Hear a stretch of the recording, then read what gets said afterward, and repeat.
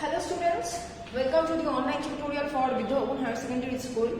This video is for class 12 botany. In this video, I will continue with the chapter molecular basis of inheritance. In today's video, I will start with the topic of lac operon. Lac operon is the short form of lactose operon. So we are going to see in depth the structure of this, the functions of this lac operon. We have till date we have a clear idea about the operon, which is a structural gene regulated by the regulatory genes. Now we will see about the lac operon. Before moving on to the topic of lac operon, we first need to know the types of operon. What are the two types of operon? So what are they? Number one is inducible. Number two is repressible. Inducible and repressible. So what is inducible operon? Now depending on the transcriptional site. Transcriptional site means the site which is responsible for protein synthesis. Now the operon in which the transcriptional site is switched off, that means it is inactive. It is not in that part or whatever, in that total operon, the protein synthesis is not taking place because it is that part of that site, transcriptional site is being switched off. So to activate it, we need some substance which are termed as inducers. Now those inducers are going to induce or activate that particular transcriptional site so that the process can take place. Okay, so this is inducible. Next one is the repressible. Now what is repressible? The word repress means something being subordinated or being stopped or being pressurizedly halt. Okay, so repressible means here repressible is just the opposite. Here the transcriptional site is active. So as it is active, so it will continuously synthesize the proteins, whatever the situation is. It will do synthesize. So in order to stop that synthesis of the protein, continuous synthesis of the protein, we do need repressors or co-repressors. Okay, so that they can come and repress the process or stop the process of transcription. That operon is known as the repressible operon. Now there are differences between inducible and repressible operon or system. You can read 3 to 4 points from the book or from the differences. Okay, now next we will move on to the operon topic. It is lac operon. It is an example of inducible operon. That means it is normally inactive, but they do need some inducers or influencers, you can say, which can come and can activate it to do the protein synthesis. So in the structure of lac operon, we will first see that there was two scientists who won the Nobel Prize for explaining the mechanism of the lac operon or lactose operon. One of the two scientists, Francis Jacob and Jacques Monod. So what did they do?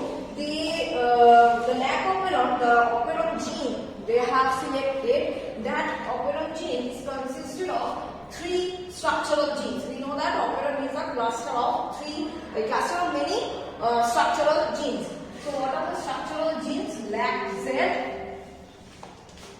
lac Y and lac A. So these are the 3 structural genes. Now we know that the structural genes under the influence of the regulatory gene will form an mRNA, polycistronic mRNA, and that mRNA will be ultimately transcribed or translated into protein. Okay, so what are the enzymes this lac Z, lac Y and lac A will produce? Lac Z will form beta galactosidase.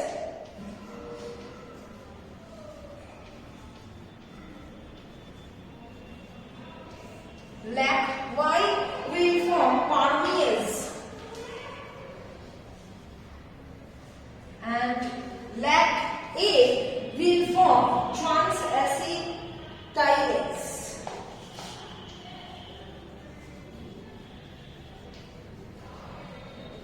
So these three are the enzymes. Now, why it is termed? It is at first I told you that operon or lac operon is an inducible operon. That means it needs inducers. That is, it is in a switch off mode. It does need inducers to start the process. So why is it an inducible process? In the E. coli cells, the scientists have injected in the E. coli cells. They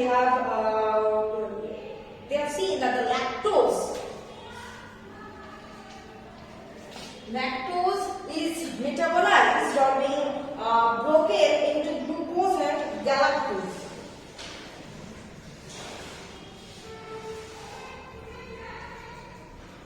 Now, glucose and galactose, among these three enzymes, what do you think, which one will take part in the metabolism of this beta-galactosidase?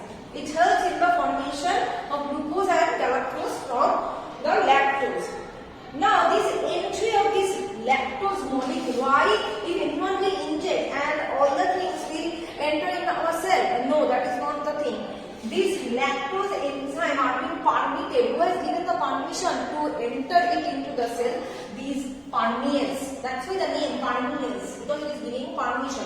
And this transacetylase, it is having no such role in the lactoferrin structure or this function. Okay.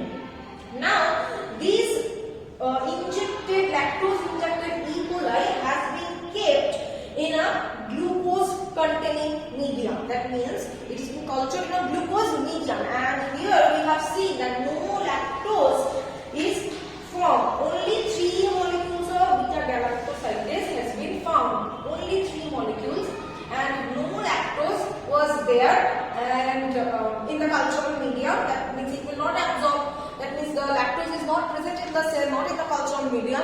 So there was only 3 molecules of beta-galactosidase. Now the medium has changed, and here the lactose is being added, and there was no glucose.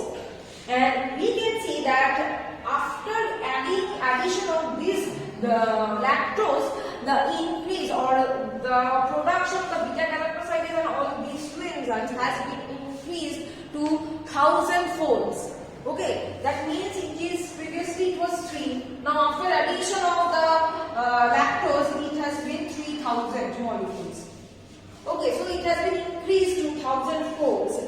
And as addition of lactose changes this activity, okay, that means it requires the inducer. Who is the inducer over here? Lactose.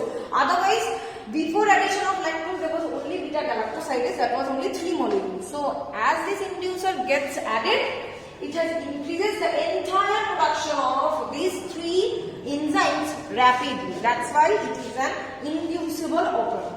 Okay, so I hope till this much it is clear. In the next video, I will continue with the chapter. Thank you.